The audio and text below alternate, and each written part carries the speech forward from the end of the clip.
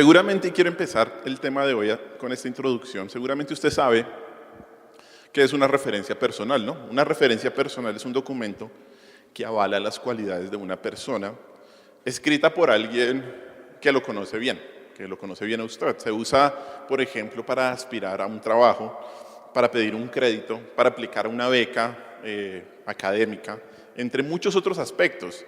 Y estas recomendaciones personales, estas referencias personales, pueden incluir desde datos personales, fortalezas, debilidades, habilidades, cuánto tiempo conoce a la persona, entre muchos otros elementos. Y cuando alguien busca una referencia personal, le pide a alguien que dé un buen testimonio, ¿no? Eso es lo que se espera, que dé un buen testimonio de esa persona, y mucho mejor si esa persona es importante y si es conocida en el entorno a donde tiene que llegar esa referencia. Hoy vamos a estudiar una referencia personal como ninguna otra, porque quien la da es el mismo Señor Jesucristo. Y por unos momentos, el Dios encarnado va a dar testimonio de un gran hombre como lo fue Juan el Bautista. Así que vamos a Mateo, capítulo 11, y vamos a leer los versículos del 7 al 15. Mateo capítulo 11, versículos del 7 al 15, y vamos a estudiar esta referencia personal de nuestro Señor Jesús, de Juan el Bautista. Dice así la palabra: mientras ellos se iban, comenzó Jesús a decir de Juan a la gente: ¿qué saliste a ver al desierto? ¿Una caña sacudida por el viento? Versículo 8. ¿O qué saliste a ver? ¿A un hombre cubierto de vestiduras delicadas? He aquí los que llevan vestiduras delicadas en las casas de los reyes están. Pero, ¿qué saliste a ver? ¿A un profeta? Sí, os digo, y más que profeta, porque este es de quien está escrito: he aquí yo envío mi mensajero delante de tu faz, el cual preparará tu camino delante de ti. De cierto os digo, entre los que nacen de mujer no se ha levantado otro mayor que Juan el Bautista, pero el más pequeño en el reino de los cielos mayor es que él. Desde los días de Juan el Bautista hasta ahora, el reino de los cielos sufre violencia, y los violentos lo arrebatan, porque todos los profetas y la ley profetizaron hasta Juan. Y si queréis recibirlo, él es aquel Elías que había de venir. El que tiene oídos para oír, oiga. Oiga. Oremos. Señor, te doy gracias por esta tu palabra. Te doy gracias, Señor, por tus inmensas misericordias, que podemos hoy tener este libro en nuestras manos y leer lo que dice. Ayúdanos, Espíritu Santo, ilumínanos para entender las verdades que tú estás aquí exponiendo. Y sobre todo, haznos hacedores de esa palabra, porque no nos basta solo con entender. Ayúdanos a entender cómo este gran hombre tuyo, Juan el Bautista, cómo tú lo utilizaste, y ayúdanos a imitar esas características que debemos imitar. Te damos muchas gracias, mi Señor Jesús, y en tu nombre hemos orado. Amén. Como vimos hace 8 días en los versículos previos a esta sección, versículos del 1 al 6, vemos que el Señor responde unas dudas que tenía Juan el Bautista acerca de si él era realmente el Mesías. Tal vez algunos que escucharon la respuesta del Señor pudieron concluir erradamente que Juan era una persona voluble, que Juan fue una persona sin convicciones fuertes con respecto a la fe, y por eso preguntó lo que preguntó. Sin embargo, tan pronto los mensajeros de Juan se van, ahí dice la primera frase, mientras ellos se iban, y hace referencia a los mensajeros de Juan, tan pronto ellos se van, Cristo prosigue a remover de la mente de la multitud la idea de que porque Juan ha dudado, que porque Juan ha preguntado algo, Juan no tiene valor. 3 veces el Señor hace la pregunta en esta sección: ¿qué saliste a ver? Versículo 7, ¿qué saliste a ver al desierto? Versículo 8, ¿o qué saliste a ver? Y versículo 9, ¿pero qué saliste a ver? Y el objetivo del Señor hacer esta pregunta es incitar a las multitudes a considerar la naturaleza de la persona y el ministerio de Juan. Y el Señor mismo dice que Juan es un gran hombre, y enfatizó el valor, la fuerza y el único rol que tuvo Juan en el plan de Dios. Estas palabras de hecho casi podrían ser las exequias de Juan el Bautista, porque unos meses después Herodes lo iba a matar.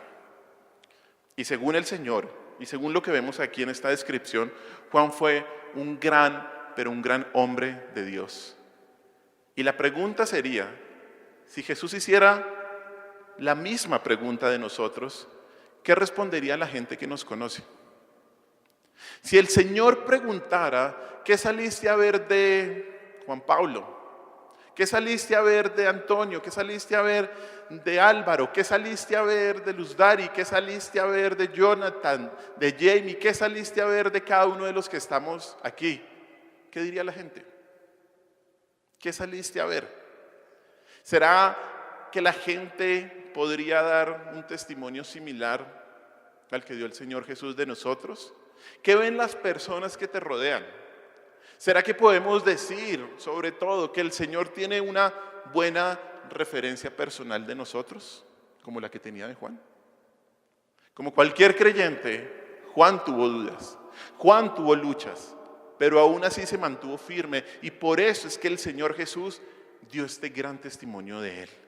El propósito de estos versículos es describir a Juan y la labor clave que tuvo en el plan de Dios. Y al ver la opinión que el Señor tenía de Juan, nos daremos cuenta de ciertas características que todos nosotros debemos tener.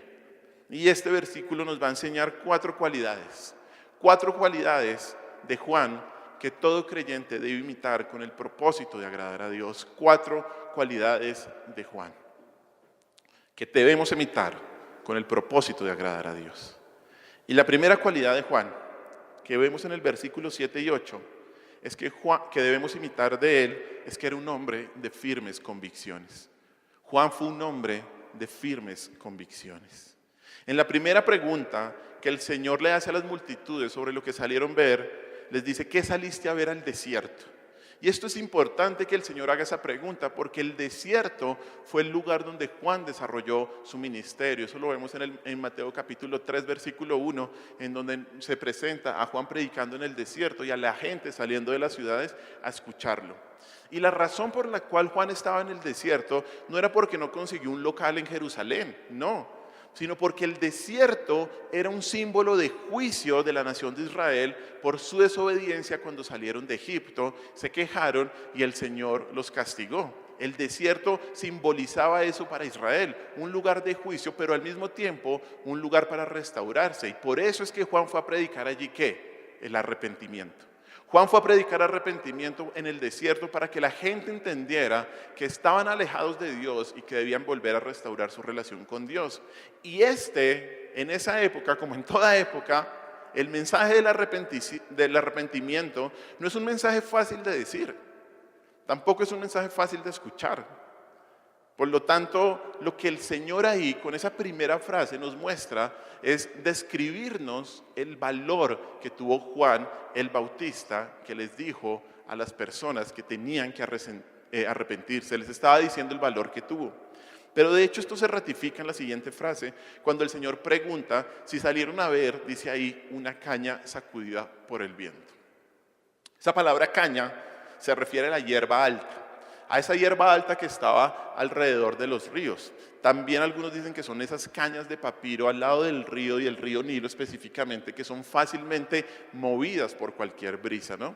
Tal vez el mejor ejemplo es cuando vamos a la sabana, vemos la hierba alta y cualquier viento mueve a esa hierba. De hecho, en el Antiguo Testamento una caña servía como una metáfora para describir a una persona que era débil y que no era nada confiable. Por lo tanto, lo que el Señor está preguntando a la multitud es si ellos fueron a ver un hombre que tenía un carácter débil. Eso es lo que el Señor les está diciendo. ¿Ustedes salieron a ver a alguien débil? ¿Ustedes salieron a ver a alguien influenciable?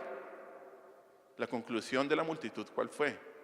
Y esto es una pregunta retórica, obviamente. Es que Juan no era alguien voluble, no era alguien vacilante, no era alguien que fuese fácilmente movido por la opinión de la gente. No, la persona a la cual todos habían ido a escuchar al desierto no era una temblorosa rama, sino que era un robusto roble, un firme roble que nada lo movía. Era un hombre de convicciones que no se dejaba influir por las opiniones humanas. De hecho, y lo vemos claramente, Juan fue tan firme que se atrevió a decirle a los líderes religiosos: generación de víboras. Mire Mateo capítulo 3, versículo del 8 al 12.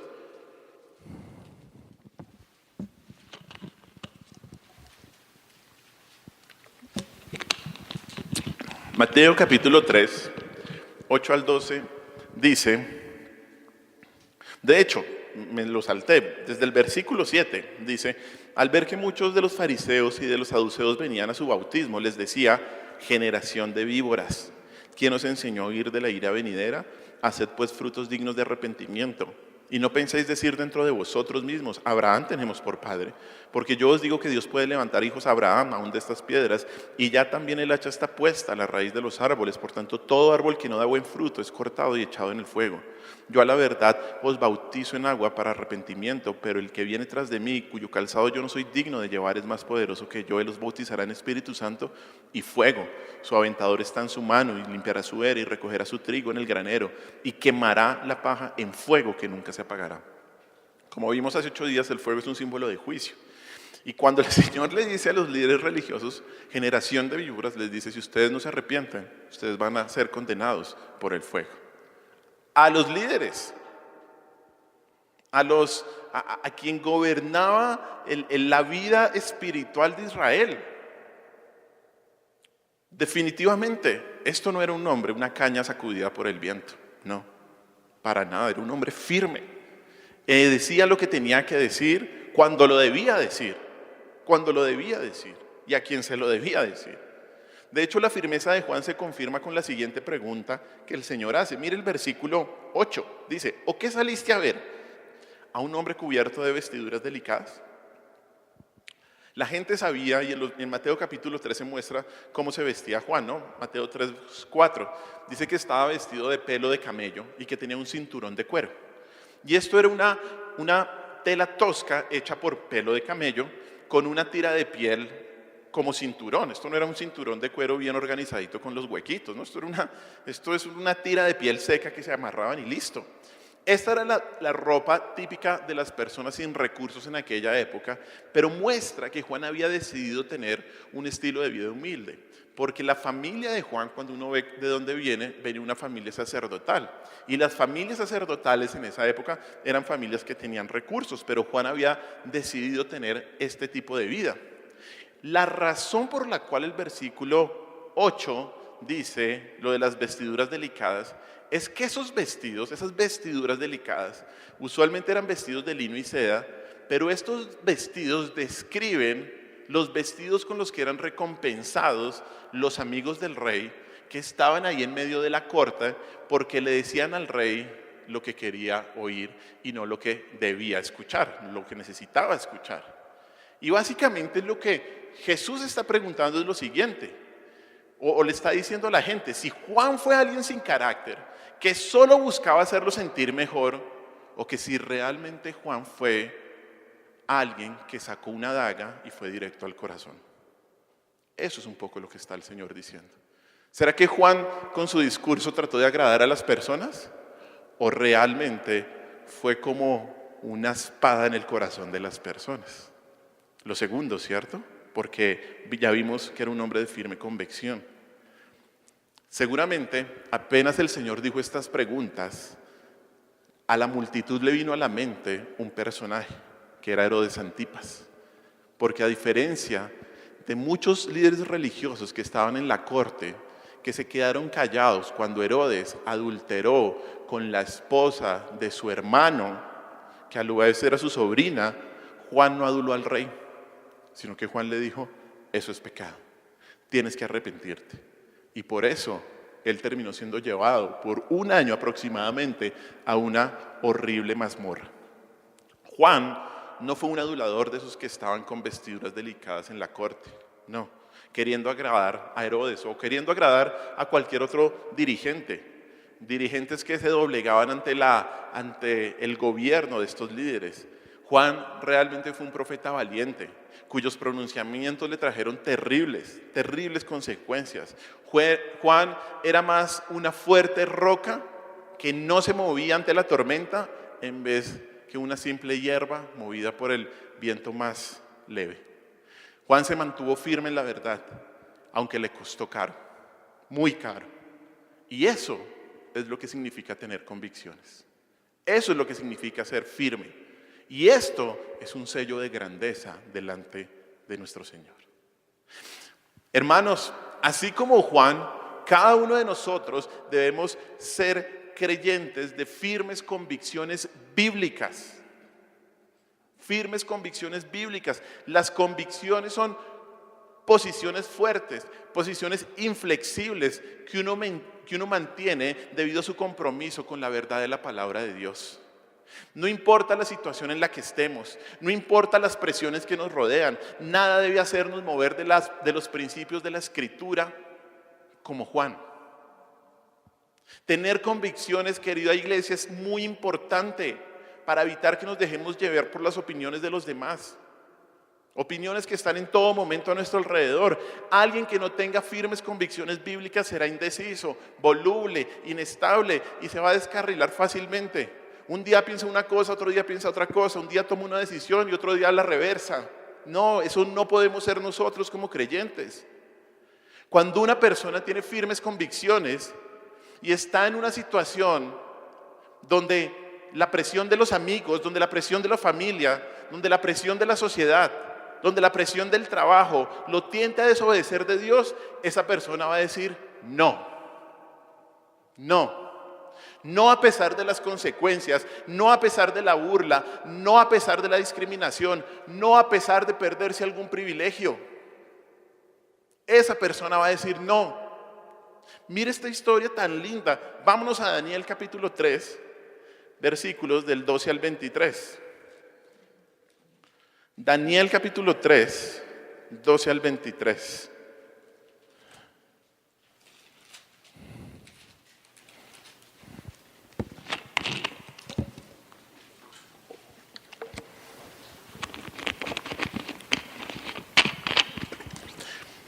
Dice Daniel 3, capítulo 3, del 12 al 23. ¿Cuál es el contexto? Capítulo 3, versículo 1 comienza a Nabucodonosor, que tenía un ego chiquitico nomás, manda hacer una estatua gigantesca, que todos lo adoren y que todos se postren al sonido de la zampoña y de la trompeta y un montón de cosas más. Y mire Daniel 3, versículo 12, dice así: unos dirigentes del gobierno de Nabucodonosor le dicen lo siguiente: hay unos varones judíos, los cuales pusiste sobre los negocios de la provincia de Babilonia, Sadrach, Mesach y Abednego. Estos varones, oh rey, no te han respetado, no adoran tus dioses, ni adoran la estatua de oro que has levantado. 13. Entonces Nabucodonosor dijo con ira y con enojo que le trajesen a Sadrach, Mesach y Abednego. Al instante fueron traídos estos varones delante del rey. Habló Nabucodonosor y les dijo: ¿es verdad, Sadrach, Mesach y Abednego, que vosotros no honráis a mi Dios ni adoráis la estatua de oro que he levantado? Ahora pues, ¿estáis dispuestos para que al oír el son de la bocina, de la flauta, del tamboril, del arpa, del salterio, de la zampoña y de todo instrumento de música, os postréis y adoráis la estatua que he hecho?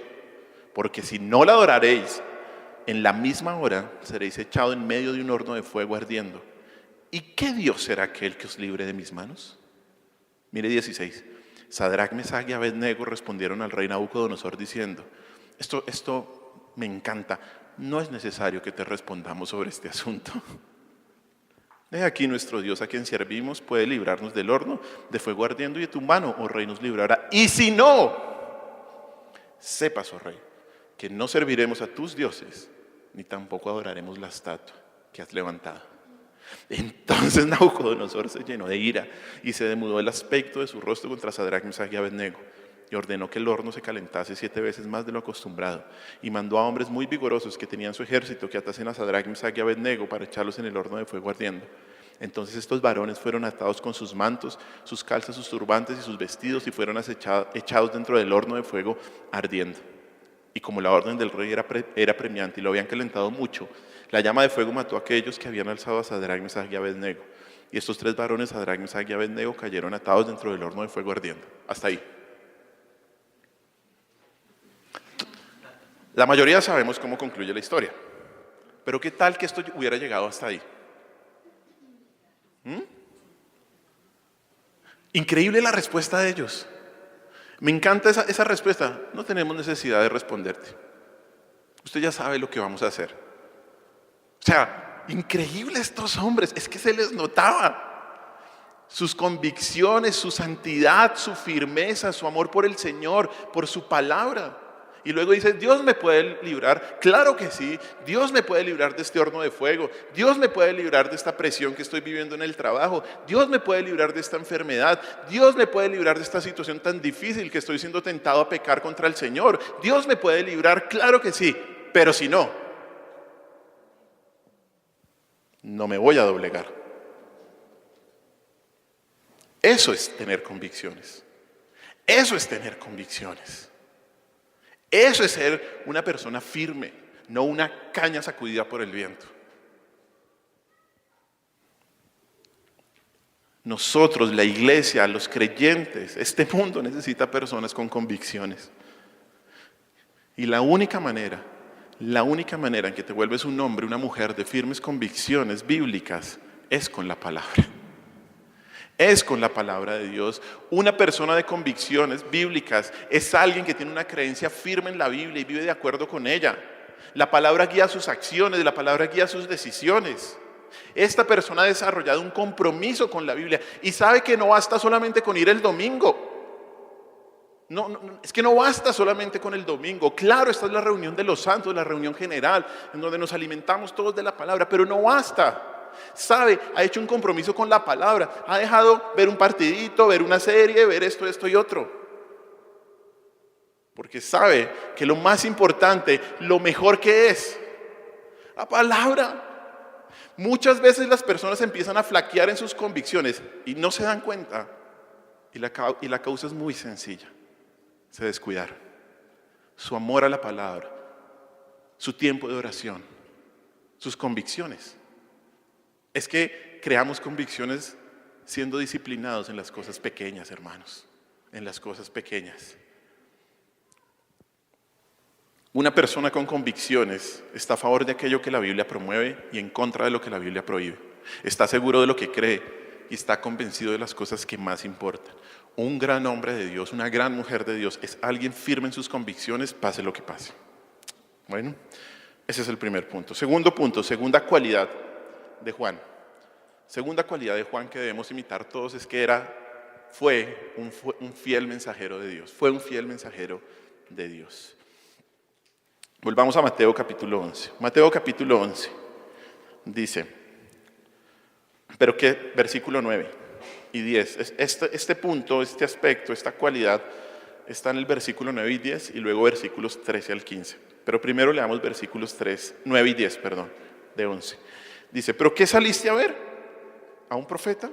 Si os digo, y más que profeta, porque este es de quien está escrito, he aquí yo envío mi mensajero delante de tu faz, el cual preparará tu camino delante de ti. La tercera pregunta que hace el Señor a la multitud es si ellos salieron a buscar un profeta. Y la respuesta es que Juan fue ¿qué? Más que un profeta, ¿no? Un profeta es alguien que habla la palabra de Dios. Un profeta es alguien que dice lo que Dios mandó a decir. Y Juan dice acá que fue más que un profeta. Porque de hecho no solo fue el mensajero profético que predecía la verdad, la venida del Mesías, sino porque él mismo es el cumplimiento de la profecía. Por eso el versículo siguiente, versículo 10 dice, he aquí yo envío ¿qué? Mi mensajero. ¿Quién? Juan. Delante de tu faz, el cual preparará tu camino delante de ti. Esto nos muestra una profecía que fue hecha 400 años antes en Malaquías. Vamos a Malaquías capítulo 3, versículo 1. Ahí a la izquierda de sus Biblias. ¿Listo? Paginitas antes. Malaquías 3:1 dice así. Dice, he aquí yo envío mi mensajero, el cual preparará el camino delante de mí. Hasta ahí. Y después dice, bueno, y vendrá súbitamente a su templo el Señor, a quien vosotros buscáis, y el ángel del pacto, a quien deseáis vosotros. Y aquí viene lo dicho, y aquí viene, ha dicho Jehová de los ejércitos. Aquí vemos que el Señor toma las palabras del del profeta Malaquías, capítulo 3, versículo 1, y muestra que Juan es ese mensajero que iba a venir antes que viniera el Mesías. Cuando el Señor dice al comienzo del versículo 10, porque este es de quien está escrito, claramente nos está mostrando de que quien está hablando es ¿quién? Juan el Bautista. Juan el Bautista lo identifica como la persona anunciada en la profecía de Malaquías capítulo 3. Y por eso es que Juan no solamente es un profeta, sino que cumple la profecía, y por eso, y en ese sentido, es que Juan es más que un profeta, porque él mismo cumple la profecía. De hecho, la superioridad de Juan como profeta la podemos ver en el versículo 13 de ahí de Mateo 11. Salte el versículo 13. Vamos a predicar los otros también como siempre, pero necesito que salte el versículo 13. Mire lo que dice el 13, porque todos los profetas y la ley profetizaron hasta Juan. Los profetas y la ley se refieren a las escrituras inspiradas del Antiguo Testamento. Y lo que este versículo significa es que la revelación del Antiguo Testamento respecto a la venida del Mesías termina en Juan, exactamente. Termina en Juan, termina con Juan. El ministerio de Juan fue un momento crucial en la historia de salvación. La era antes del ministerio de Juan fue la era de la profecía y de la ley, el antiguo pacto. Y cuando Juan vino, el tiempo de los profetas terminó y la ley fue completada. ¿Se acuerda que nuestro Señor Jesús dice, yo no vine para abrogar la ley, sino para qué? Cumplirla, para completarla, es el sentido de esa pregunta, de esa palabra. De hecho, esto se confirma en el versículo 14 de Mateo 11. Mire, y dice, y si queréis recibirlo, él es aquel Elías que había de venir. La identificación de Juan como Elías que había de venir es otra profecía que también está en Malaquías. Así que vuélvame a acompañar paginitas antes a Malaquías capítulo 4 versículo 5. Menos mal está ahí uno al lado del otro. Malaquías 4:5 dice, he aquí yo os envío el profeta Elías antes que venga el día de Jehová grande y terrible, ¿no? Ahí se estaba anunciando que iba a venir uno como Elías. Ahora, muy importante entender este punto, o esta aclaración más que el punto.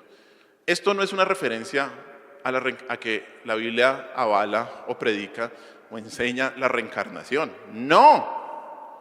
Una vez me encontré con alguien, pero bueno, después le cuento el cuento. No. Sino lo que significa realmente es que va a venir uno como Elías, que viene en el espíritu de Elías.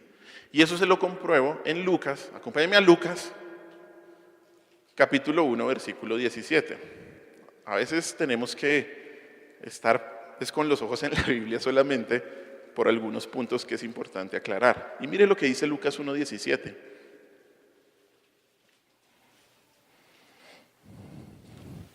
Dice ahí Lucas capítulo 1, versículo 17. Dice, y esto es el anuncio del ángel y a la mamá de Juan, a Zacarías, perdón, al papá.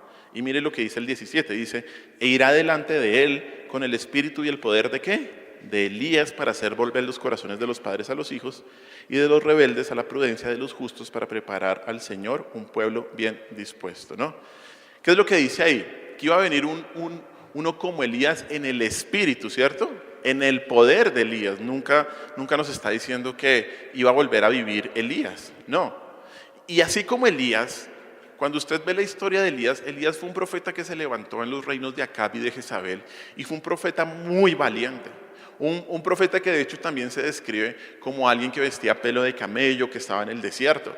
Fue un hombre que profetizó el juicio, fue un hombre que profetizó que Israel iba a caer, fue un hombre que profetizó y que declaró el arrepentimiento necesario para volver a estar en paz con Dios. Fue un hombre muy valiente, muy valiente. Y así como Elías, Juan tuvo una postura muy valiente en favor de la palabra de Dios en medio de la corrupción pecaminosa del primer siglo que inundaba a Jerusalén y al liderazgo religioso. Además, algo también importante de aclarar es que Malaquías nos muestra que Elías vendría antes del día de Jehová. El día de Jehová es un día de juicio que todavía no ha llegado, pero Elías iba a venir ¿cuándo? antes, no ese día.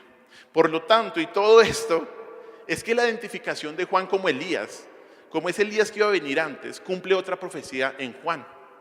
Él es más que un profeta por eso, porque se está cumpliendo otra profecía en él. Y por eso, o más bien, y esa profecía que estaba indicando que el Mesías había llegado. Ese era el punto. Ese era el punto. Y de hecho vuelve a Mateo capítulo 11. Dice, porque todos, desde el versículo 13, porque todos los profetas y la ley profetizaron hasta Juan.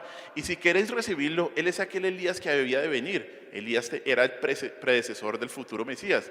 Y por eso el versículo 15 dice, el que tenga oídos para oír, ¿qué? Oiga. ¿Qué significa esta frase? Bueno, esta es una expresión que Jesús a menudo dice cuando hay declaraciones muy importantes y trascendentales. De hecho, tal vez usted se acuerda de estas palabras en Apocalipsis a las iglesias. Siempre después de una advertencia dice, el que tenga oídos para oír, oiga. Y lo que significa el Señor o lo que está diciendo es mejor que escuche.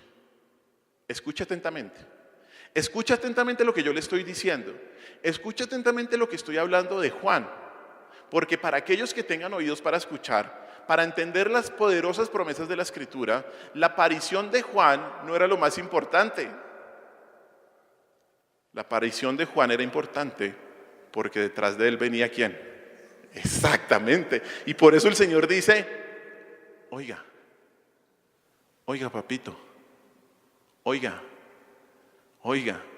El Señor les estaba diciendo que Juan esté acá significa que el Rey Mesías ha llegado. Significa que yo estoy acá. Juan era más que un profeta porque cumple la profecía como quien preparó el camino del Señor. Y su aparición mostraba que el Mesías tan anhelado y tan esperado había llegado. Ya que Jesús iba a morir en la cruz para el perdón de los pecados y la condición para el perdón es el arrepentimiento. Por eso Juan prepara el camino del Señor al predicar el arrepentimiento. Por eso. Juan fue el mensajero del Señor, Juan fue el heraldo del Rey, Juan fue un constructor de caminos que con su exhortación al arrepentimiento señalaba al único que podía librarnos de la condenación eterna. Juan apuntó al Mesías, apuntó a Cristo, al Cordero de Dios que quita el pecado del mundo, al único que podía librar a las personas de la condenación y llevarlos al reino de Dios. Juan fue un gran profeta, más que un profeta. ¿Por qué? Porque apuntaba a Cristo. Porque apuntaba a nuestro Señor.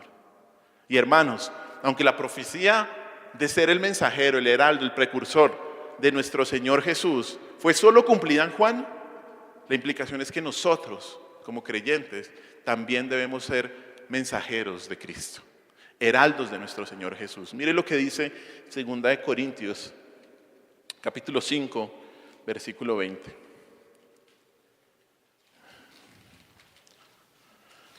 Segunda de Corintios, capítulo 5, versículo 20.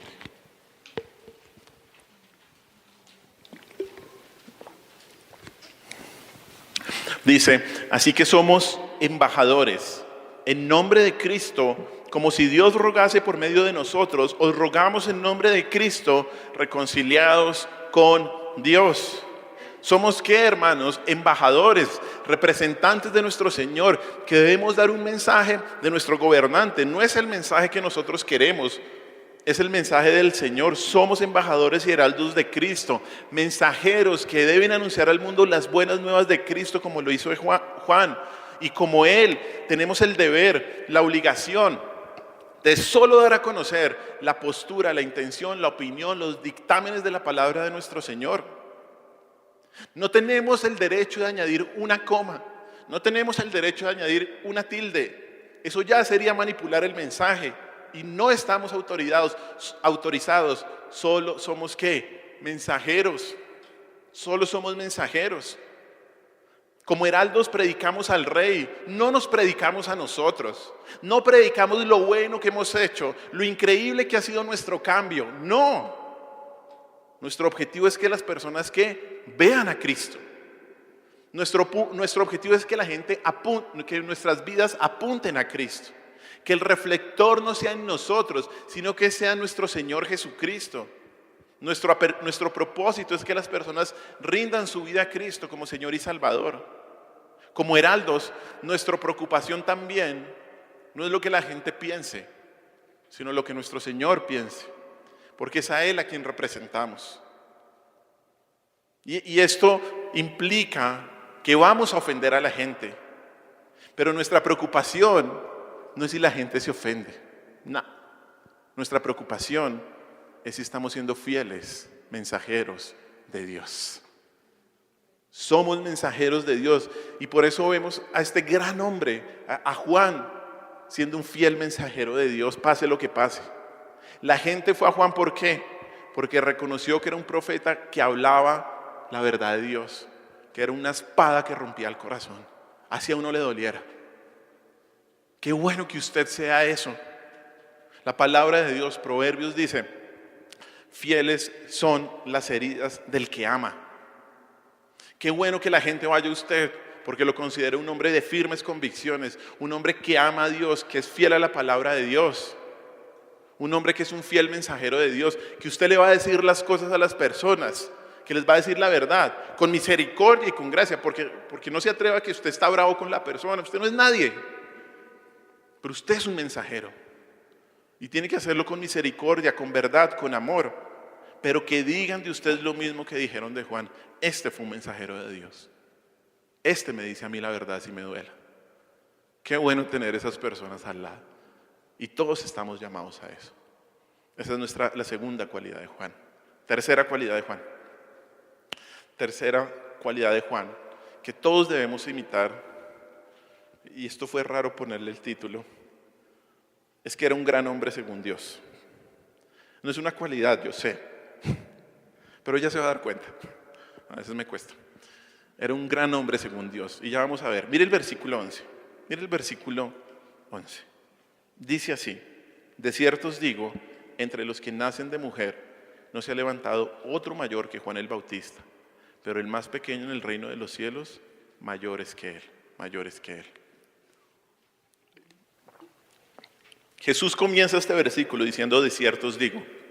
Una declaración bíblica que nos muestra que lo que va a decir a continuación tiene toda la seguridad. Mejor dicho, póngale la firma que lo que le voy a decir es ciertísimo. Y lo que está seguro es que entre los que nacen de mujer no se ha levantado otro mayor que Juan el Bautista. Si a alguien de los que había dudado que Juan era un buen hombre, un hombre firme, si a alguien le quedaba alguna duda de quién era Juan, el mismo Señor afirma su grandeza en comparación con cualquier otro ser humano que haya existido. Nadie que ha nacido es más importante que Juan, dice ahí, ¿no? Entre los que nacen de mujer no se ha levantado otro mayor que Juan el Bautista. Nadie, no importa si era profeta, no importa si era sacerdote, no importa si era rey, ni siquiera las grandes figuras del Antiguo Testamento fueron superiores a Juan. Nadie.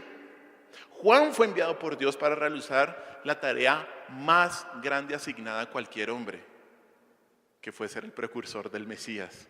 Y por eso es que no había nadie mayor que él.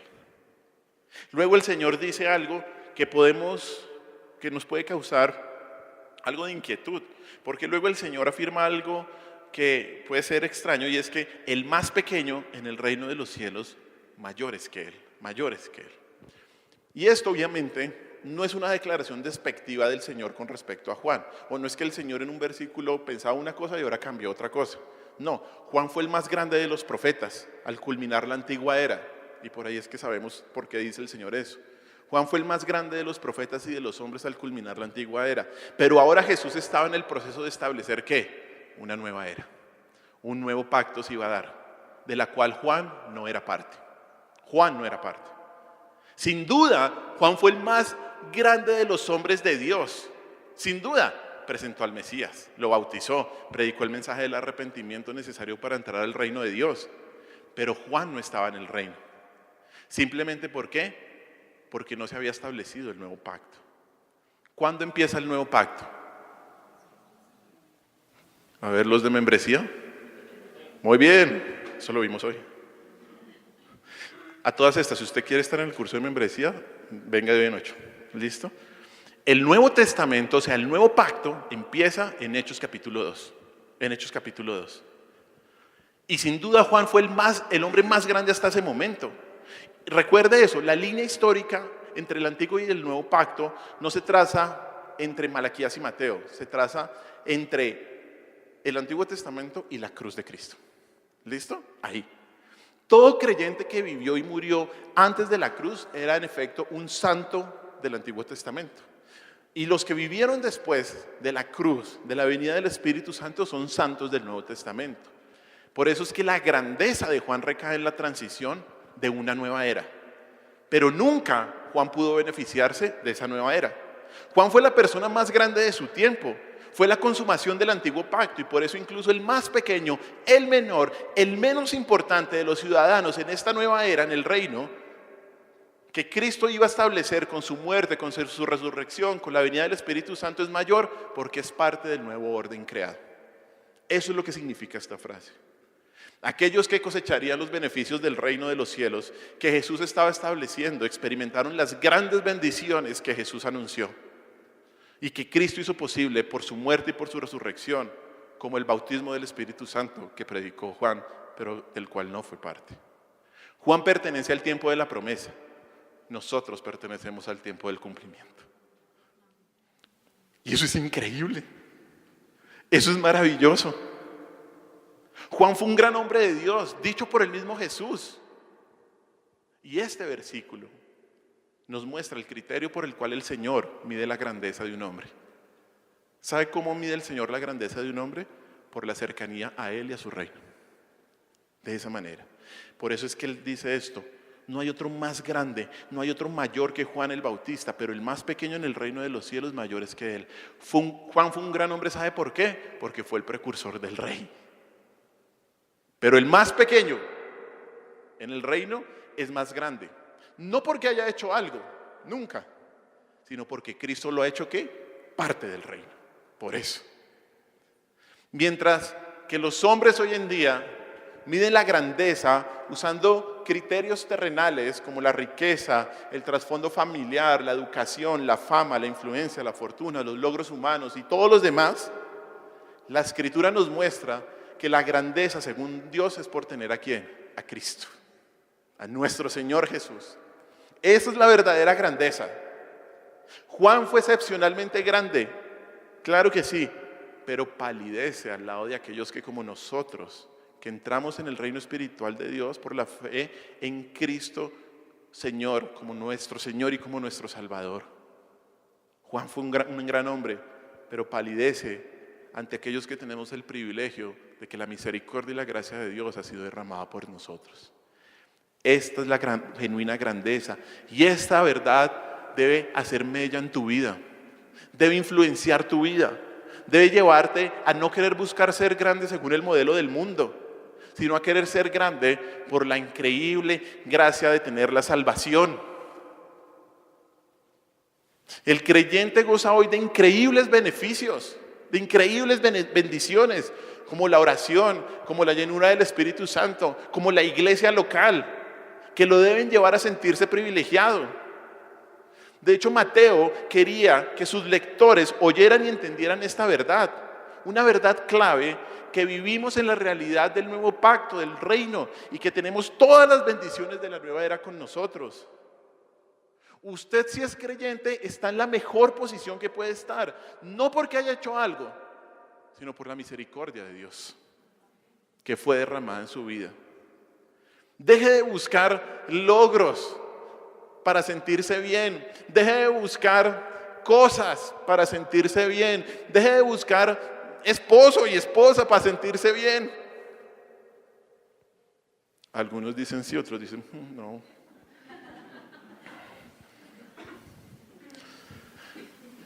Mire, tenemos a Cristo.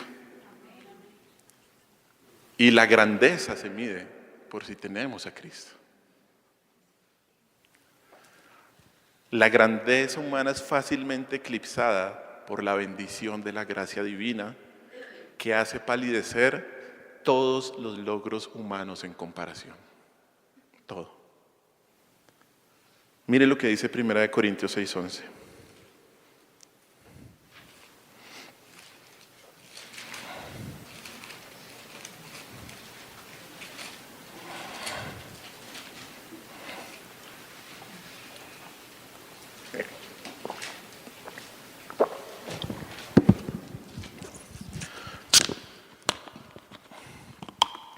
Primera de Corintios 6:11 dice: estos erais algunos. ¿No? Le está hablando a los creyentes. Y uno ve la descripción antes y habla de personas metidas en el pecado. Dice 11: y estos erais algunos. Mas ya, miren las increíbles bendiciones. Ya habéis sido, ¿qué? Lavados. Ya habéis sido santificados. Ya habéis sido justificados en el nombre del Señor Jesús y por el Espíritu de nuestro Dios, hermanos. Todo esto hemos sido. Esta es la verdadera riqueza y grandeza, que hemos sido santificados, que hemos sido justificados, que hemos sido lavados, que hemos sido perdonados. No hay mayor grandeza. Los creyentes ahora están en el reino, un reino que Juan solo tuvo el privilegio de anunciar. Todo creyente ahora está revestido, está ahora en Cristo y está revestido de su justicia, y por lo tanto tiene una posición que Juan nunca pudo tener. Lo vuelvo a decir. La grandeza humana es fácilmente eclipsada por las bendiciones de la gracia divina que hacen palidecer todos los logros humanos en comparación.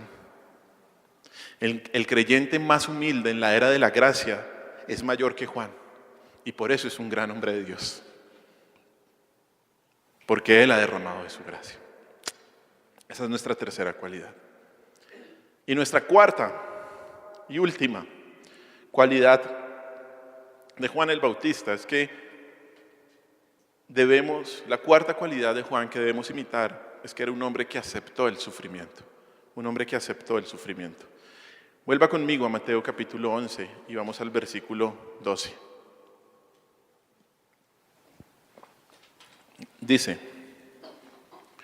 desde los días de Juan el Bautista hasta ahora, el reino de los cielos sufre violencia y los violentos lo arrebatan. Este versículo, y empiezo con una risita, se ha malinterpretado muchas veces.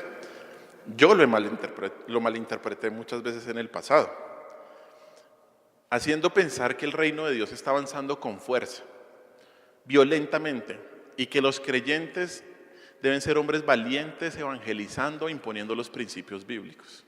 Yo decía, no, es que vamos a ser violentos, vamos a metérnosle a la gente, Pero eso no es así. Y ya vamos a ver por qué no es así. Para entender correctamente este versículo, ¿qué es lo que tenemos que hacer siempre, hermanos? Contexto. Alguien dijo la palabra. Contexto es el rey de la interpretación. Contexto, siempre contexto. Bíblico, obviamente, ¿no? Contexto. Lo primero que debemos saber es que los términos violencia y violentos tienen un uso negativo. ¿Cierto? Tienen un uso negativo en este contexto. O sea, no es algo positivo, no es algo que debamos hacer, es un uso negativo. No es algo que nosotros como creyentes debamos practicar. Y de hecho, este es el contexto de este capítulo, y luego nos vamos para atrás y ¿qué vemos? En el capítulo 10, persecución, persecución, persecución y persecución. Por lo tanto, ¿qué es lo que entendemos? Que cuando nos está hablando de violencia, es algo no que el creyente debe hacer, sino que al creyente le hacen. De hecho, los verbos son verbos medios que muestran una acción que se está haciendo en la iglesia, en los creyentes, en la gramática. Cuando el versículo, y esto lo vemos, cuando el versículo dice ahí que desde los días de Juan el Bautista hasta ahora, eso significa la oposición que Jesús, que Juan y que sus discípulos empezaron a tener en ese momento. Todo esto nos muestra que el reino, ¿qué? Sufre violencia, o que más bien recibió oposición agresiva de parte de los violentos. El reino está sufriendo violencia. ¿Y los violentos a quién se refiere? A los líderes religiosos del momento. ¿Listo? Aquellos que rechazaron a Jesús, aquellos que intentaban apoderarse del reino y hacerlo conforme a sus ideas, a su ética y a sus prebendas. Ellos son los que quieren arrebatar el reino y piensan equivocadamente que lo pueden hacer. Como hemos mencionado, Juan fue un hombre que vivió en carne propia la violencia de los violentos. Juan es un ejemplo excelente de esta situación, ya que fue encarcelado y fue llevado a una mazmorra por 1 año y luego le cortaron la cabeza. A pesar de todo, y a pesar de las dudas, él se mantuvo firme en su rol como mensajero. Él no cedió. No me imagino la reacción que vinieron los discípulos de Juan, luego que el Señor les da esa explicación de que, tranquilo, yo soy Jesús, yo soy el Mesías. Volvieron, Juan encarcelado dijo, listo, Él es el Mesías. Pase lo que pase, igual voy a honrar y voy a seguir predicando al Mesías. Y el pase lo que pase, lo hizo nunca retractarse de lo que le había dicho a Herodes y por eso terminó muriendo. Juan es un ejemplo de que aceptó el sufrimiento, aceptó la vida que Dios le puso por vivir y que fue fiel ahí en ese momento. Hermanos, si cada uno de nosotros, si cada uno de ustedes quieren ser realmente un gran hombre y una gran mujer de Dios, deben estar dispuestos a aceptar el sufrimiento, escuche bien, por la causa de Dios. No por sus errores ni por su pecado. Bueno, sí, sino por la causa de Dios, por la palabra. Porque a veces hay gente que dice, no, porque estoy viviendo eso, por sus malas decisiones. Ay, pastor, ¿por qué me dice eso? Porque sí. Hermanos, debemos estar dispuestos a aceptar el sufrimiento por la causa de nuestro Señor. El martirio de Juan y especialmente la crucifixión de nuestro Señor Jesucristo muestra que el Rey del Reino, muestra que sus mensajeros, sus heraldos fueron víctimas de hombres violentos, inescrupulosos. Y si al Señor le hicieron esto y a sus discípulos, también lo serán a los súbditos del Rey, que somos todos nosotros. Este es un tiempo de violencia, de oposición al reino de Cristo. Nosotros debemos esperar ir a través del mismo odio y la misma persecución que tuvieron Jesús y Juan, como el Señor lo predijo. De hecho, vamos a Mateo 10, ahí al ladito, mire lo que dice 16:25. Ya estuvimos estudiando esta predicación, este mensaje, perdón. Mire Mateo 10, del 16 al 25. Dice, he aquí yo os envío como ovejas en medio de lobos. Sed pues prudentes como serpientes y sencillos como palomas. 17. Guardaos de los hombres, porque os entregarán a los concilios, y en sus sinagogas os azotarán, y aún ante gobernantes y reyes seréis llevados por causa de mí, para testimonio a ellos y a los gentiles. Mas cuando os entreguen, no os preocupéis por cómo o qué hablaréis, porque en aquella hora os será dado lo que habéis de hablar.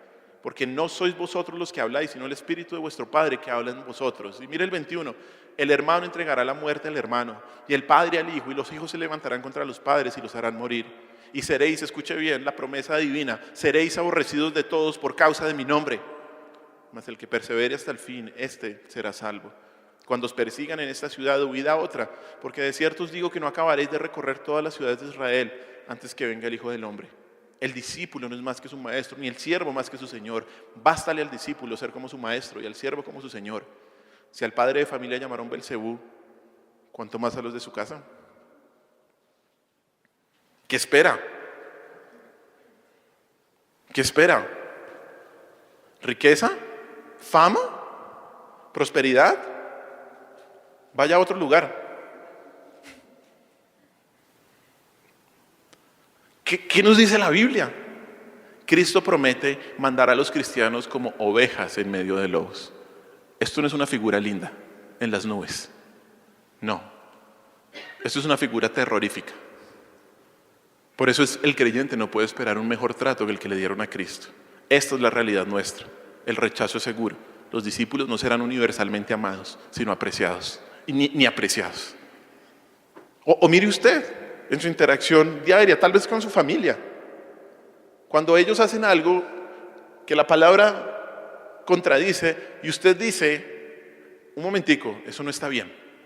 Un momentico, eso no debemos hacerlo. Un momentico, la Biblia dice esto, esto y otro. ¿Qué le van a decir? Fanática, muy extremista.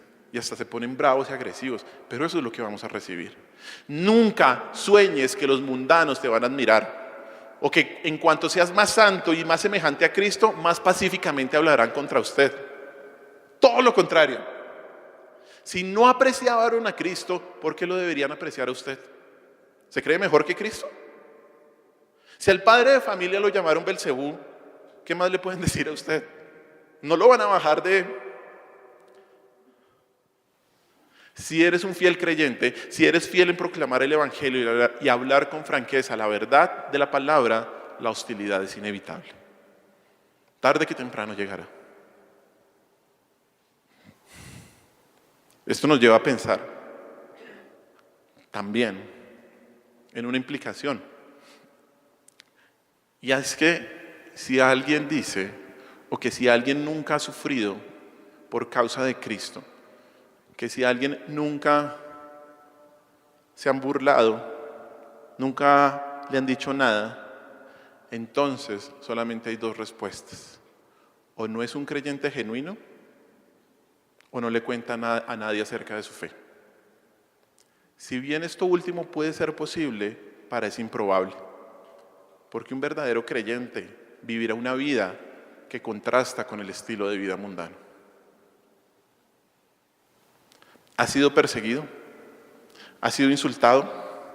¿Se han burlado de ti por la causa de Cristo? Si es así, dibuja una sonrisa en tu rostro. Qué bueno eso. Qué bueno eso. Pero si no, examínate. Examínate. Si quieres ser un gran hombre de Dios como Juan, debes permanecer fiel a pesar del sufrimiento por su causa. Eso es ser un gran hombre de Dios. Eso es ser una gran mujer de Dios. Es increíble este hombre, ¿no? Juan. Todo lo que acabamos de estudiar de Juan el Bautista es único. Y nos lleva a pedirle a nuestro Señor ser hombres de firmes convicciones, fieles mensajeros de Dios, con un sentido de grandeza verdadero por estar en Cristo, por estar con Él, y hombres y mujeres que soportemos el sufrimiento. Este es nuestro llamado. Esto es lo que debemos hacer hoy en día. Y como una vez un profesor me dijo, él decía el gringo, en los playoffs, estás en las eliminatorias. No hay otro momento en la que no puedas hacer todo lo posible para glorificar a Dios en este momento. No hay otra opción. Vas a morir en un momento y ya después la eternidad y el gozo, pero es en este momento en el que podemos llegar a honrar a nuestro Señor, imitando un gran hombre como lo fue Juan y que esperamos conocerlo en el cielo. Oremos. Señor, te damos gracias por este día, gracias por tu palabra, que como hizo Juan, es una daga en nuestro corazón. Es una palabra que, como dice tu escritura, nos traspasa, nos duele, nos hiere, Señor. Porque cuando nos damos cuenta, muchas veces no hemos sido de firmes convicciones.